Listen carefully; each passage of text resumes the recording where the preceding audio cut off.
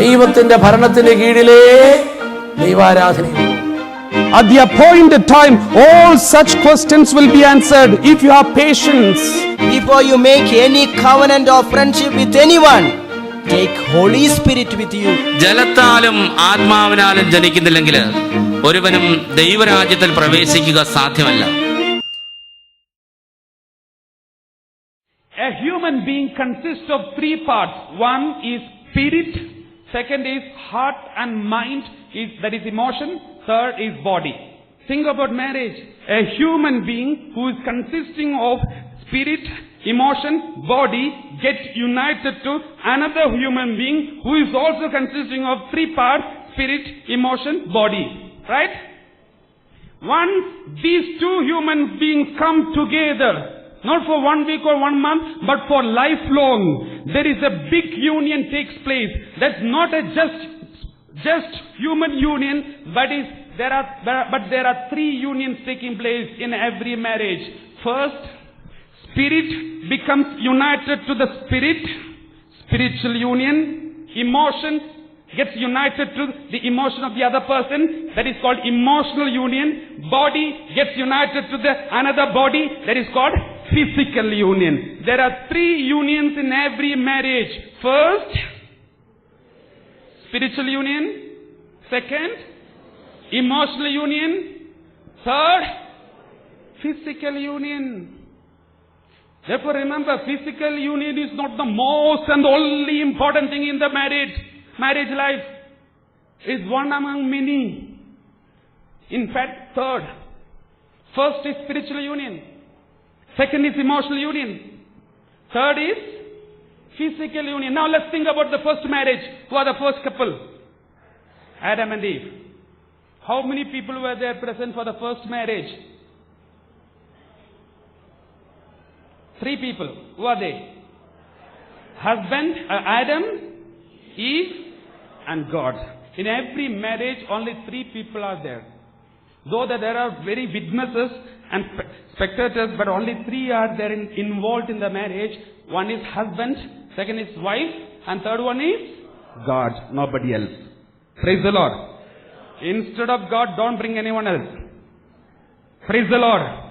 Hallelujah. Now, for the first marriage, did Adam had any choice? Did he had any choice? No. Why? Because only one was available.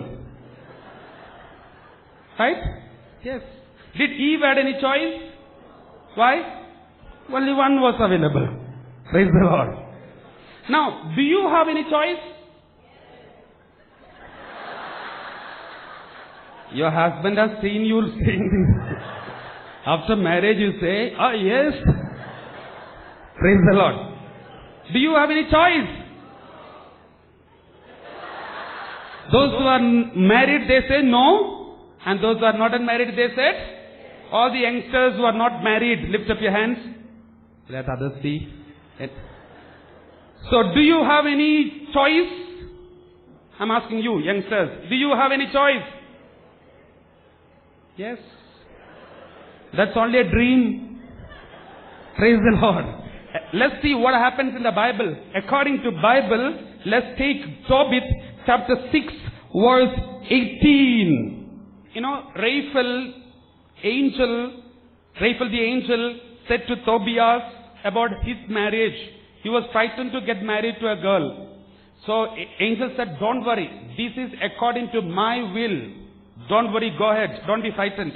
And he said, if there is any demon or block, there are some people say, "I don't want to get married to that lady because there are a lot of problems in the family. The family has got black magic, this and that." My dear brothers and sisters, once you are okay, you can get married. Provided you should be in the Lord. If you are in the Lord, you can get married to anyone. And the provided control, there is a possibility of God's intervention. Provided they should be according to the guidance of God. Provided they are believing in the true and the only God. Praise the Lord. This Sarah was believing in the only God. And then the Raphael said, the demon will smell it and flee. And will never be seen near her anymore. Now, This is an advice for all the couples here. Those who are married and those who are not yet married.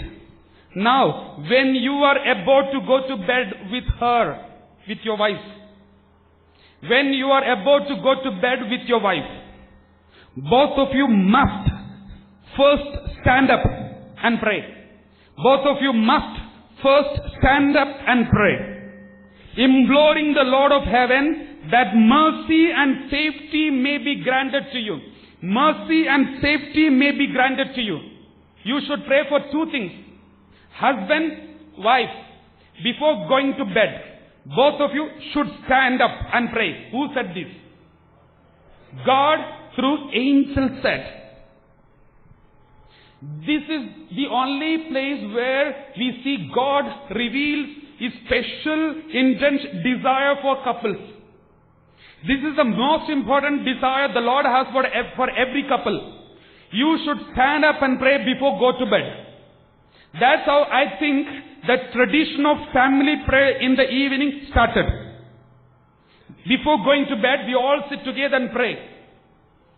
And it's a commandment from God. It's God's message. And God said, before go to bed, both of you should stand up and pray. What are you supposed to pray for? Two things. First one, mercy. First, why should mercy? Mercy for the sins they have committed on that day. Second, safety for what? Safety for the coming days. The next day. The night and the next day. Two things you should pray for. Mercy for the sins which you committed on that day. Safety for the coming day. That means the whole yesterday, today and tomorrow is covered. Praise the Lord. Hallelujah. You should do it. It's a command from God. And now let's see what happens. What He tells. The Lord says, do not be afraid. If you do this, don't be frightened. Don't be afraid of any evil one. Don't be afraid of any evil affliction. Don't be afraid of any witchcraft. Do not be afraid, because she was set apart for you before the world was made. Even before the world was made, she is set apart for you. All those are sitting next to the life partner. Just look at her. Look at him. This cross is on you forever. Even from the beginning. Praise the Lord. You cannot just get rid of it. This is given to you. This is for you to teach you a lesson. Praise the Lord. Lift up your right hand and say hallelujah. Hallelujah. Thank you, Jesus. Praise you, Jesus. So now let me tell you, those boys and girls who are sitting there not yet married, do you have any choice? No. You have to marry the one whom God has already selected for you. Praise the Lord. Hallelujah. See, this is all beyond our imagination. Everyone search for this film stars, film actors and actresses. They all want to marry. But at the end, when they marry, we really wonder. Because this is how God controls the human being. Praise the Lord. Hallelujah. So there are people who are searching for beauty. The Lord is not interested in the beauty, outward beauty. At the end, you will have to select the one whom God has already chosen for you. Though you have your own desires, though you have your own expectations and dreams. So don't ask your will be done, but let His will be done. Praise the Lord. Now let's see. The first, Adam and Eve. God united. God called Adam, come here. Eve, come here. Brought them together. And they gave their hands. And God blessed them from today. Forever. Blessed and united. Praise the Lord. And God blessed. Spiritual reunion takes place. God, the Spirit. God is Spirit. Spirit unites. The Spirit of Adam and Spirit of Eve unites. The spiritual union takes place. Blessing. Then suddenly Adam looked at Eve, and then suddenly emotion reacted. How? Adam said, she is my flesh of my flesh, bone of my bone, heart of my heart, liver of my liver, kidney of my kidney. The first romantic song. Praise the Lord. That is called emotional union. Emotion got united to another emotion, emotional union. Then third comes physical union. Physical union only comes third. But it's very important. These three unions should be must. These are must in the married life. Because if there is any disorder in this, if anything wrong happens here, that married life will be disordered. For example, spiritual union doesn't take place. Emotional union is also not taking place. But only physical union taking place. That relationship should not be called marriage, but it is called prostitution. In prostitution, what happens? No spiritual union. God is not blessing them. There is no emotional union, but only lust, physical relationship. That is called prostitution. Sorry to tell you, in many family relationships, this prostitution is taking place. Because no spiritual union, no emotional attachment, but only for the sake of body and pleasures of the body, they come together. This is not the marriage which Jesus spoke about, and this is not the marriage which God wanted us to have. And many marriages are having big problems, and the God blessings are blocked because there is no spiritual union. Suppose I'm going to marry somebody. Before marriage, I was in love with that girl. That means I'm emotionally attached to that girl. Before the spiritual union, how can you have emotional attachment, emotional union? That means the order is disordered. The first spiritual union should come first. Emotional union should follow it, support the spiritual union. And the physical union comes third. Praise the Lord. First, suppose before God allows me to get united to another emotion, if I already taken a decision, got united to another emotion and emotionally united, that means my emotion is desecrated because the Spirit of God is not there. God's presence and blessing is not there. And suppose before marriage, even had physical union. That means even physique is desecrated, body is desecrated, emotion is desecrated. And at the end I decided to get married to this girl and brought her to the church and spoke to father, mother and spoke to the parish priest and somehow managed to convince all of them and force them and threaten them, allowed me to get married and came to the church.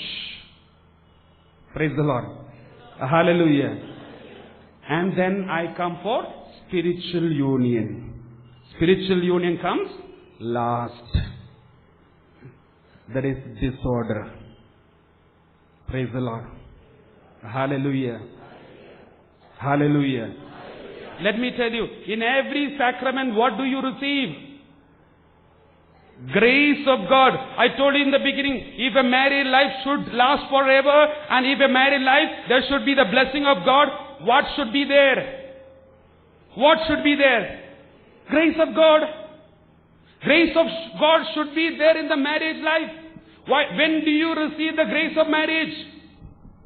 On the day when you get married.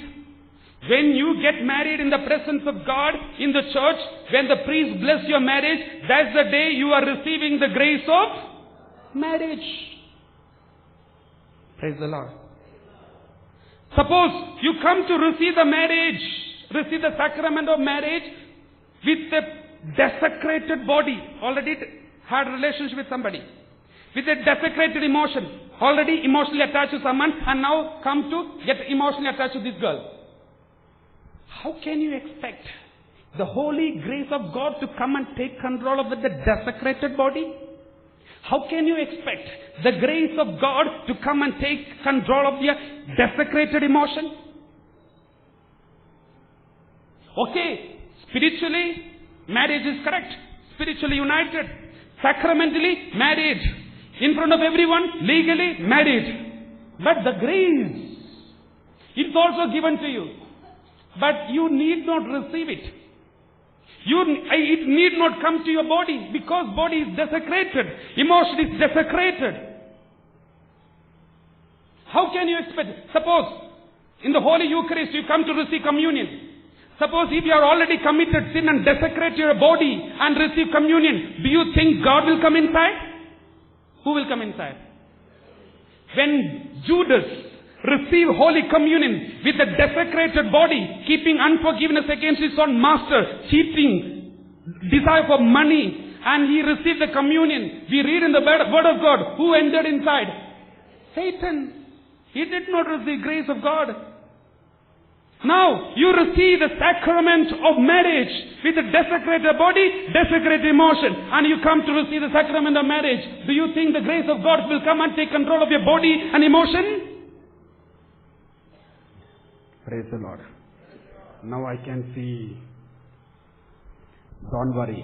There is solution for everything in the name of God, in Jesus. Praise the Lord.